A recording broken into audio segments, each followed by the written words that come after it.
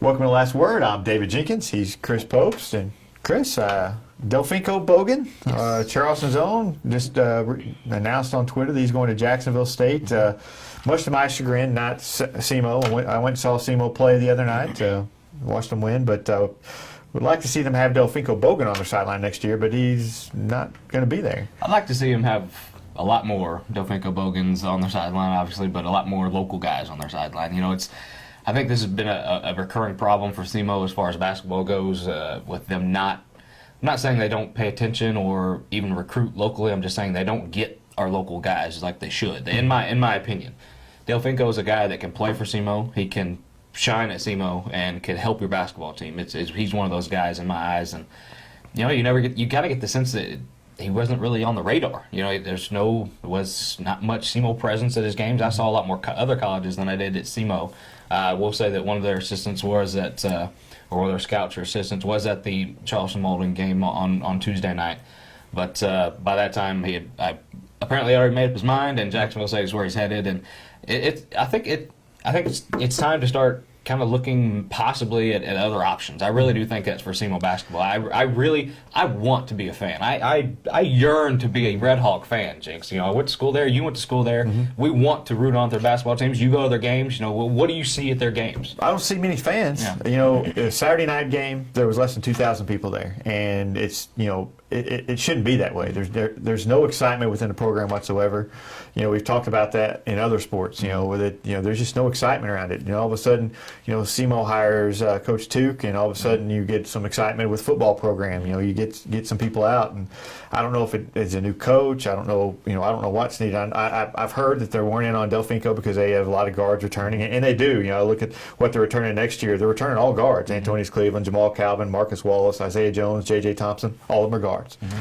They have no big men really coming back at all next year. So I see that, but you can't tell me that Delfinko Bogan, one, wouldn't attract more people to the games, and two, that he's not as good as some of these guys, because I've watched him play and he is. Yeah. You know, I think he is, but you know I'm kind of with you. You know, Coach Nutt has been at SEMO since 2009-2010 season. His record's 78 and 104.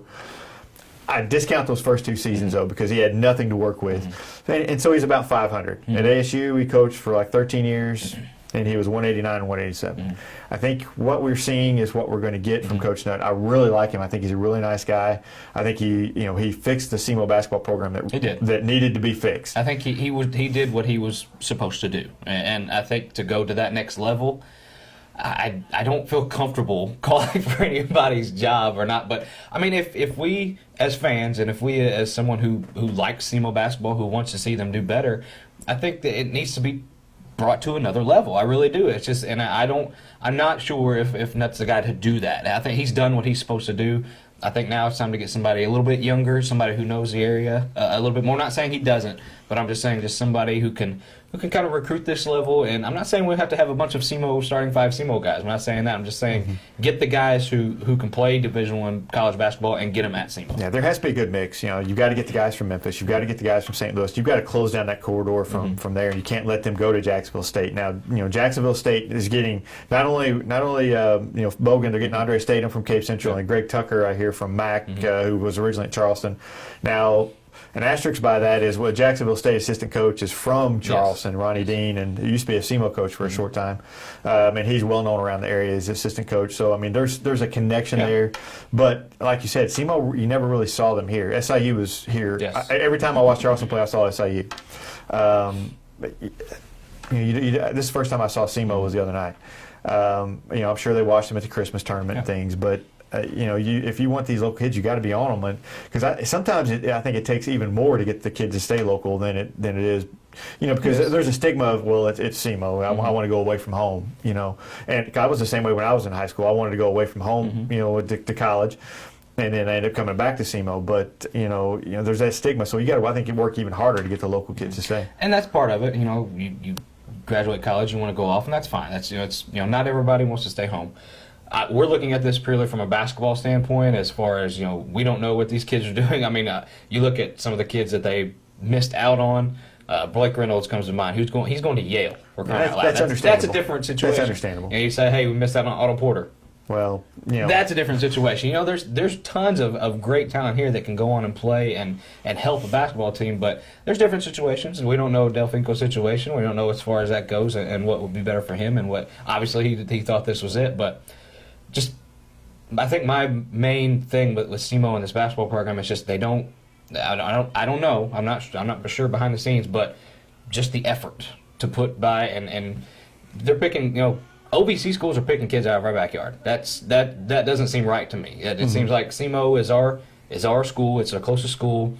We should always have first dibs or whatever. We should always have a presence with our local guys. And it goes not only to high school, but you know, you look at Three Rivers. You know, they send their kids to OVC schools. You know, MAC. You know, they send their kids. You know, I think you got to go get those junior college kids too. I mean, you know, obviously they're going to need some junior college. You would think, with you know, they're losing Nino Johnson, Jerickis Bradley, Aaron Adoye, and Josh Langford. I mean, those are some big guys, some big names to fill. And you know, they really don't have. I think they have to go to the junior college ranks for next year. I mean, you would think, you know, you have to get some big guys. I mean, I just want to see more people out to the games. I want to see them start winning. You know, if this is what it's going to be, then you know, maybe it is time to find someone else. I hate to say that because I really do like him. I think he's really done SEMO basketball well, just to get them back from where the terrible, awful coach of Scott Edgar, you know, took them to.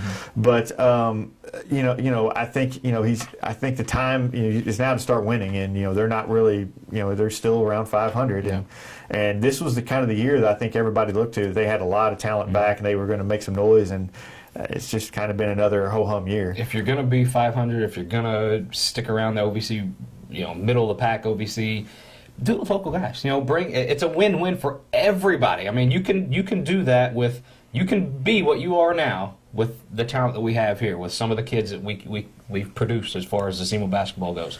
I mean, just look at Saturday. Look at Saturday and what Sykes grad did for that team.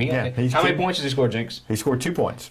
But he came in and sparked them. What was the first thing that Nutt said after the game? That's the reason they won the game. It's because he came in and sparked them, and he played outstanding. He's a fan favorite, and that's a kid credit to him. But also, he's a local guy that we know. We can rally behind it, and that's how it should be. The crowd. I mean, the moment he came in the game, the crowd automatically. You know, he's a fan favorite. The crowd cheered and everything. He hadn't played in an OVC game, to my knowledge, all year. And you know, the crowd. You know, it gave the crowd a lift. It gave the players a lift. You know, it was just a good. You know, my nephew just fell in love with him. Just thought he was just the greatest player ever. You know, it was a fantastic night. And it was just but there was nobody there. You know, 1,700 people there, and I find those numbers hard to believe. I'll be honest, but like I said, we're counting the ushers and the people working the concession stands and things. I mean, that's you get that local flavor. You see. Kids are going to see how many people come to your games, how many people's going to be to watch you, how relevant are you in your own community. And, you know, JT Jones, for that weekend, put SEMO basketball around here, you know, on notice. You know, people will notice that.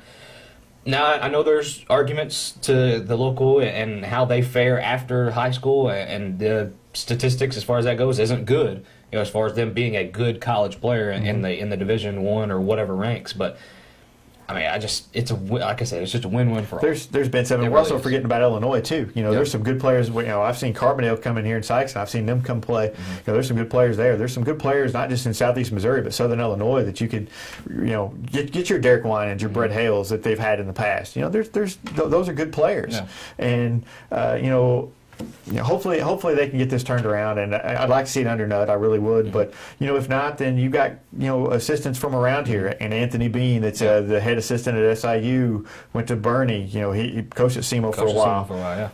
I think he would be a great person to come in there. I think a Corey Gibson, person from went to Richland and went to I think Three Rivers and coached at Austin Peay. He knows the OVC, knows the area, knows Those are a couple of guys that have some local roots that maybe you look at, Like I say, I think, I don't like I said, I don't like saying this, but I think Nutt's taking SEMO as far as I can go. I really, as he can go as far as that goes.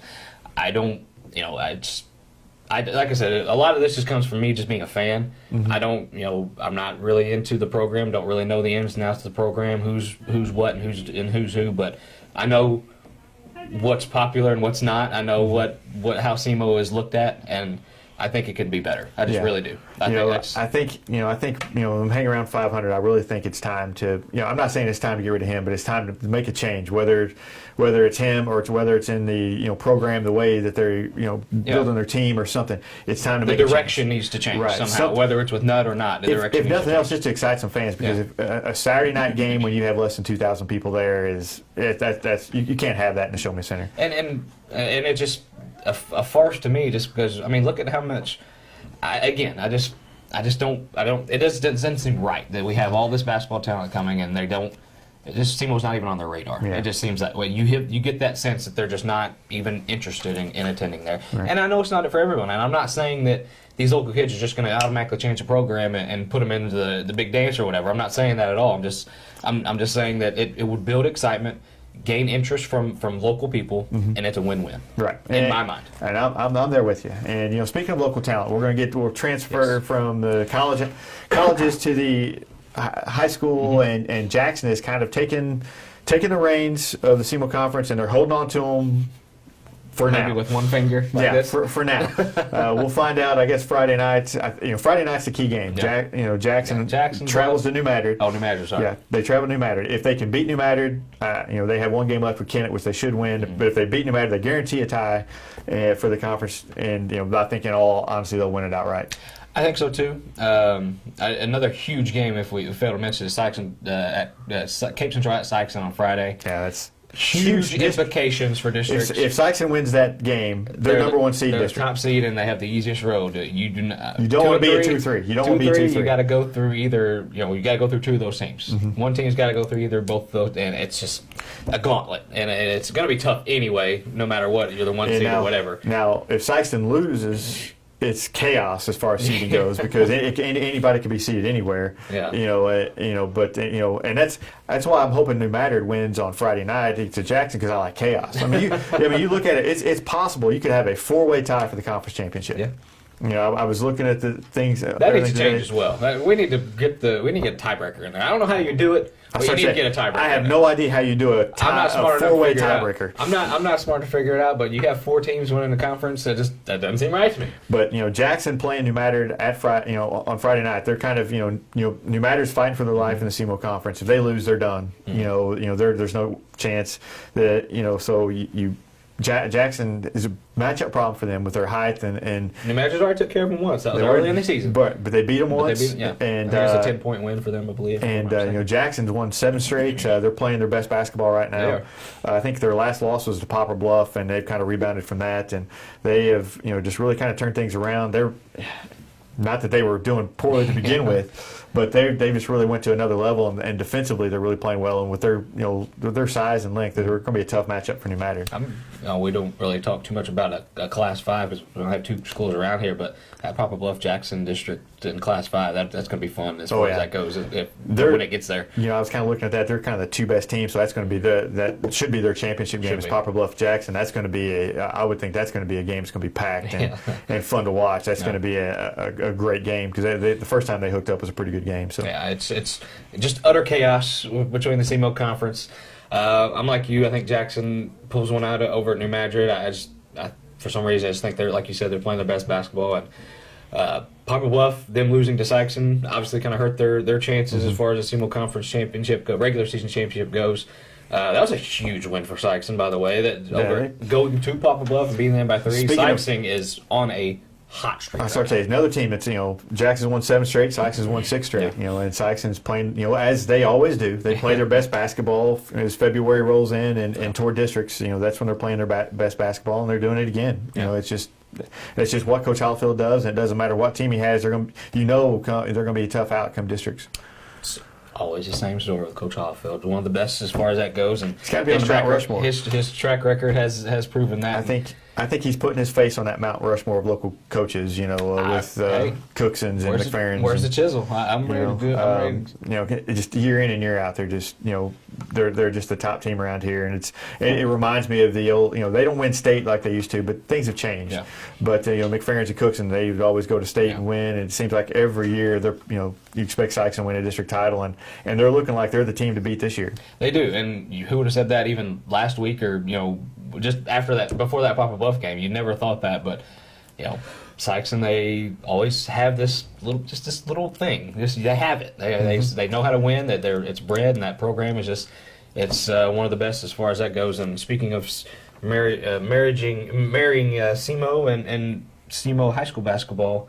When we start looking at Fred Thatch a little bit, maybe going to SEMO, get a little feeder start going in there. Well, you know, he's just a freshman, so get on him early. He's just a freshman. I'm just saying, let him take some college algebra first. Throw out some feelers high out school there. algebra, I hey, guess. from what I mean, he's a good kid. From what I say, he's a good student. Good student, but you know, let him get some sophomore classes taken first before we go too crazy. I'm just saying, get on him early. That's all I'm saying. I mean, you have to. I think Tulsa's been looking at him. From what I've understood, you know, some other schools I'm sure have been on it. Yeah, you got to get in on him early. All I'm saying is just, I'm not saying offer him. I'm just saying, hey, let him know that you're interested. Oh, I think they already have. You know, Coach Nutt's been in a lot of Sykeston games. I have seen that. He does. He goes to a lot of Sykeston games. And that's a player that you may want to take a look at for the next few years. Just saying, just throwing it out there. With that, we're Coach. I think we're ready. Let's go take over SEMO. Take over SEMO. Yeah, I don't think that would be well. I think we'd put it back to where it was before. Yeah, we're better than Edgar. We're better than Edgar, though. We like to talk. The Grizzlies better than Scott Edgar. So we'll see you guys next week on The Last Word.